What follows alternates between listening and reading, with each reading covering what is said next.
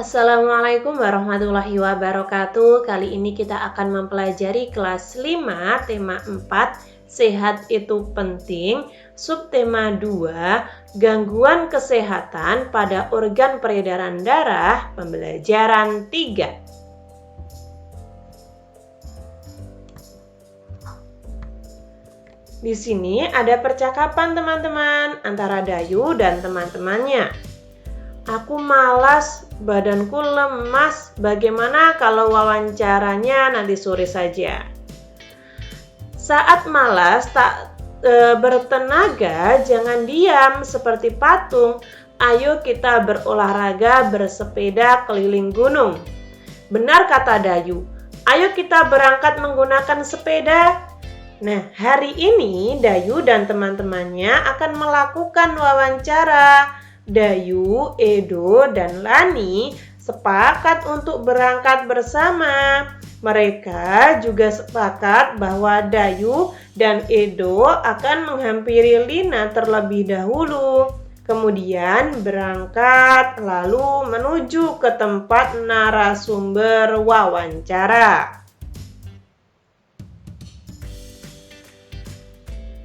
Nah, di sini sebelum kita membahas tentang narasumber untuk diwawancarai, kita terlebih dahulu membahas tentang pantun. Pada pembelajaran kemarin, kalian juga sudah sempat mempelajari tentang pantun. Apa sih pantun? Pantun adalah bentuk puisi Indonesia atau Melayu yang tiap baitnya terdiri atas 4 baris. Nah, ciri-cirinya yang pertama bersaja ABAB. Satu bait terdiri atas 4 baris. Tiap baris terdiri atas 8-12 suku kata. 2 baris pertama itu disebut sampiran, 2 baris selanjutnya disebut isi dari pantun tersebut. Di sini ada contoh pantun. Saat malas dan tak bertenaga, jangan diam seperti pagar. Sebaiknya lakukan olahraga agar peredaran darah menjadi lancar. Ini adalah contoh dari pantun. Dari pantun ini kita akan mengidentifikasi. Nah, identifikasi apa saja? Ini pertanyaannya. Jelaskan ciri-ciri pantun di atas tadi. Nah, pantun tadi itu terdiri atas 4 baris. Dalam satu bait memiliki saja A, AR, AR atau ABAB juga bisa kalian tulis seperti itu. Suku katanya berturut-turut 10 suku kata. Maksudnya di sini pada baris pertama itu saat malas dan tak bertenaga itu memiliki 10 suku kata. Jangan diam seperti pagar itu memiliki 9 suku kata. Sebaiknya lakukan olahraga itu memiliki 11 suku kata. Nah, seperti itu. Identifikasilah sampiran dan isi pantun di atas. Nah, sampiran dan isi ya teman-teman. Baris 1 ke 2 ini dinamakan sampiran. Baris ketiga keempat ini dinamakan isi. Kalian bisa menulis lagi pantunnya lalu kalian tulis seperti Kak Wafik ini. Atau mungkin kalian membuat hal yang berbeda juga tidak apa-apa. Tidak harus sama kok dengan Kak Wafik. Apa amanat pantun di atas? Amanat adalah pesan dari penulis yang ingin disampaikan. Amanatnya adalah olahraga adalah salah satu cara agar peredaran darah menjadi lancar. Buatlah sebuah pantun lalu identifikasi ciri-cirinya. Presentasikanlah pantun buatanmu di depan kelas. Nah, untuk nomor 4 ini memang sedikit banyak ya teman-teman tulisannya. Ketika kalian ingin menyingkat atau merangkumnya, kalian bisa merangkumnya sendiri. Tapi memang untuk nomor 4 ini agak panjang ya. Kita disuruh untuk membuat pantun dan mengidentifikasinya. Ada 2 pertanyaan di sini. Di sini Kak Wafik sudah beri contohnya pantun. Si Budi datang terlambat karena bangun kesiangan. Jika ingin peredaran darah sehat, rajinlah makan sayur-sayuran. Nah, baris pertama dan kedua ini dinamakan sampiran, baris ketiga keempat dinamakan isi. Ciri-ciri pantun tersebut adalah terdiri dari 4 baris dalam satu bait. memiliki saja AT, AN, AT, AN. AT, AN itu mana sih Kak? Nah ini loh teman-teman, akhirannya ya. Akhirannya kan AT, AN, AT, AN. Suku kata berturut-turut 8, 9, 12, dan 8. Si, bu, di, datang, terlambat. Nah itu kan ada 8 suku kata ya. Kurang lebih seperti itu ada pada halaman 65.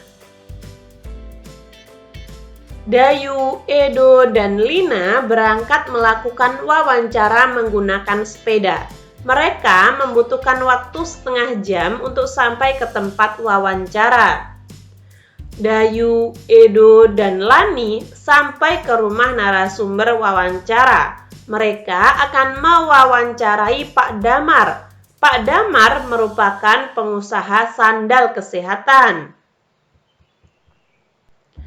Setelah melakukan wawancara, Dayu, Edo, dan Lina membuat kesimpulan. Berikut hasil wawancara Dayu, Edo, dan Lina.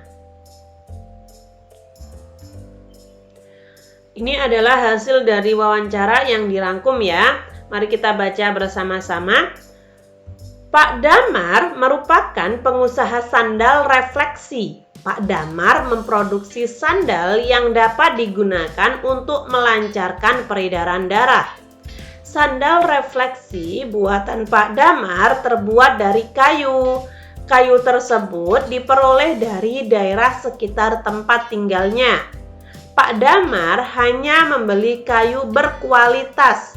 Namun demikian, Pak Damar selalu menyarankan kepada pemasok kayu untuk melakukan reboisasi setelah penebangan. Dengan reboisasi, hutan menjadi tidak gundul dan hasil reboisasi beberapa tahun kemudian dapat dimanfaatkan lagi. Di antaranya, pohon dapat ditebang dan kayunya dapat digunakan lagi. Tenaga kerja di pabrik Pak Damar juga berasal dari warga di sekitar tempat tinggalnya. Sebelumnya mereka diberi pelatihan terlebih dahulu oleh Pak Damar. Bahkan kini beberapa tenaga kerja Pak Damar telah membuka usaha sendiri.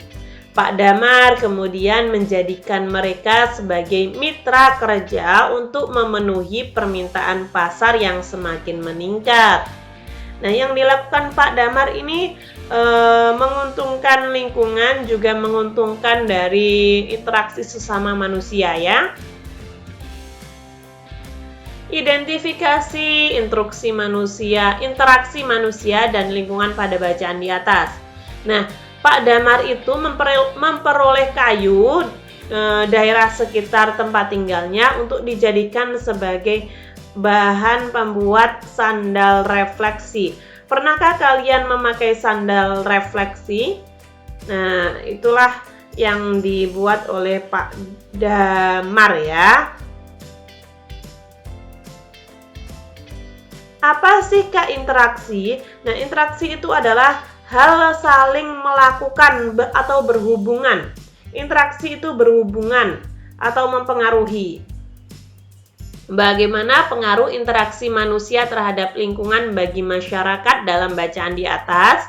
Nah, pemanfaatan sumber daya alam sekitar untuk memberikan manfaat bagi masyarakat, membuka lapangan pekerjaan, meningkatkan ekonomi masyarakat, dan manfaat sandal refleksi untuk kesehatan peredaran darah masyarakat luas. Ini Kak Wafik tulis banyak sekali ya. Ketika kalian ingin menulis sampai di sini saja tidak apa-apa ya, sampai sini ya.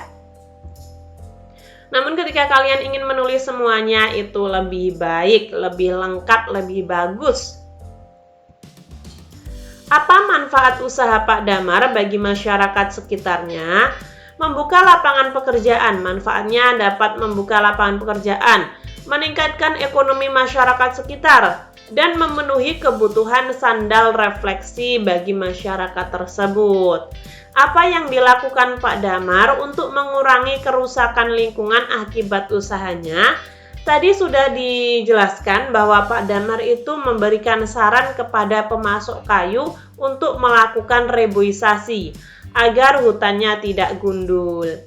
Apakah terdapat hubungan ketergantungan dalam bacaan di atas? Ya, terdapat ketergantungan atau saling tergantung, yaitu hubungan antara Pak Damar dengan pemasok kayu. Bayangkan saja ketika pemasok kayu tidak memiliki kayu, maka Pak Damar tidak dapat membuat sandal refleksi. Lalu hubungan Pak Damar dengan masyarakat sekitar yang saling membutuhkan.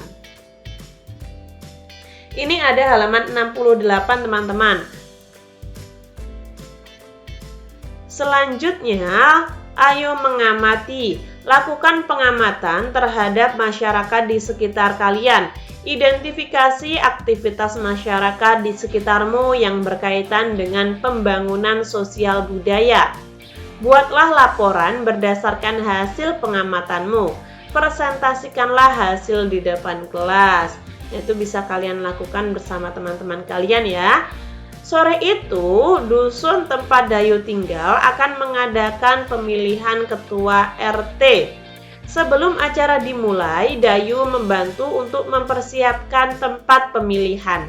Dayu membantu memberi alas di setiap meja. Dayu menyapu lantai ruangannya tempat pemilihan.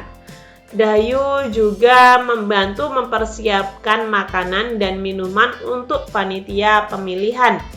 Pernahkah kalian menjumpai pemilihan seperti ini? Misalnya pemilihan RT, pemilihan presiden, dan lain sebagainya. Mungkin sudah sering kalian lihat ya. Peran sertaku dalam pemilihan RT di lingkungan. Nah, misalnya saja kalian berperan sebagai membantu penyelenggaraan, tidak mengganggu proses persiapan, tidak mengganggu penyelenggaraan pemilihan. Nah, seperti ini. Ini adalah contoh-contoh perilaku yang harus kita terapkan teman-teman ketika ada suatu pemilihan RT di lingkungan kita. Mungkin ketika kalian ingin menambahkan atau kalian memiliki pemikiran yang lain juga tidak apa-apa, tidak harus sama kok dengan Kak Wafik ya. Ketua RW dipilih oleh seluruh masyarakat atau rakyat di sekitar situ ya, pada lingkungan terkait yang sudah mendapatkan hak pilih. Nah, apakah kalian sudah memiliki hak pilih? Belum ya? Mungkin dari kalian banyak yang belum memiliki hak pilih. Pemilihan ketua RW dilakukan di balai warga. Dayu mengamati jalannya pemilihan ketua RW. Dayu menulis laporan singkat mengenai pemilihan ketua RW. Laporan Dayu seperti ini. Laporan pengamatan pemilihan ketua RW. Nama Dayu, hasil pengamatannya. Calon ketua ada 3 calon, yaitu Pak Herman, Pak Yandi, Pak Bakri. Jumlah pemilih 365. Tempat pemilihan di balai warga. Nah, hasilnya seperti ini. Nah, ini adalah contoh dari laporannya Dayu ya.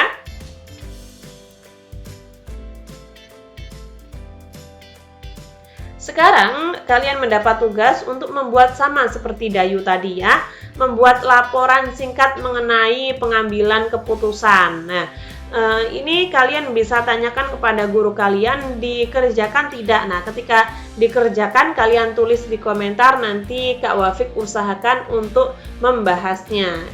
Jadi ketika dikerjakan kalian tulis di komentar Kak Wafik ini ya di bawah. Nanti Kak Wafik akan membahasnya ketika memang guru kalian untuk ayo mengamati ini harus dikerjakan. Ketika tidak, ya Kak Wafik tidak membahasnya. Ayo berlatih. Bagaimana cara pengambilan keputusan bersama yang biasa dilakukan dalam masyarakat Indonesia? Ada voting, ada musyawarah mufakat, dan lain sebagainya. Tapi biasanya itu yang pertama melakukan musyawarah terlebih dahulu. Nah, ketika musyawarah itu tidak menemukan mufakat, maka akan dialihkan ke pemungutan suara atau voting. Apa saja masalah dalam masyarakat yang dapat dipecahkan melalui pengambilan keputusan, pemilihan ketua RT, RW, kepala desa, menentukan jadwal ronda malam, menyelesaikan perselisihan antar warga, menyelenggarakan suatu acara seperti lomba 17 Agustus. Nah, sebelum lomba terjadi, pasti ada musyawarah terlebih dahulu. Bagaimana teknik perlombaannya, barang-barangnya apa saja. Nah, itu pasti ada musyawarah terlebih dahulu sebelum adanya acara.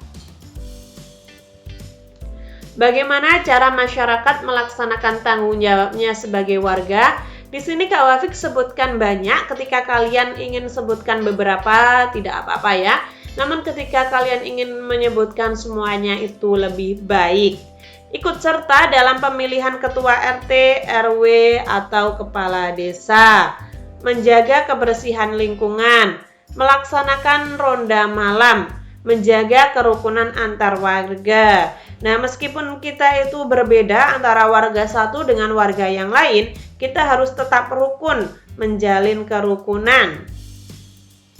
Sebagai seorang siswa sekaligus warga, apa yang dapat kamu lakukan dalam kehidupan bermasyarakat? Kita dapat menjaga kebersihan lingkungan, menjaga kerukunan antar teman dan warga, dan masih banyak lagi ya. Karena kita itu juga memiliki interaksi teman-teman. Interaksi antar tetangga itu pasti, interaksi antar teman itu juga pasti ya. Jadi kita harus saling rukun. Ayo renungkan, apa yang kamu pelajari hari ini? Hari ini kita telah mempelajari untuk mengidentifikasi pantun, interaksi manusia dan lingkungannya, dan mengambil keputusan di lingkungan tempat tinggal. Nah, apakah kamu sudah menerapkan dalam kehidupan sehari-hari? Saya sudah menerapkan beberapa dari pembelajaran hari ini. Salah satunya adalah mengambil keputusan dalam musyawarah di kelas. Nah, ini mengambil ya teman-teman, mengambil. Maaf Kak Wafik salah ketik, kalian bisa membenarkan sendiri. Mengambil keputusan. Nah, mengambil keputusan di kelas itu misalnya saja pemilihan ketua kelas, itu termasuk ya, pemilihan ketua kelas. Lalu ketika kalian diskusi kelompok, nah itu pasti sering ada perbedaan di antara kalian. Nah, itu terjadi atau butuh pengambilan keputusan dalam bermusyawarah. Kurang lebih seperti itu. Ketika teman-teman ada saran, masih kurang paham, atau mungkin Kak Wafik salah ketik, salah pengucapan, kalian bisa tulis di komentar agar Kak Wafik dapat memperbaikinya. Semoga bermanfaat. Wassalamualaikum warahmatullahi wabarakatuh.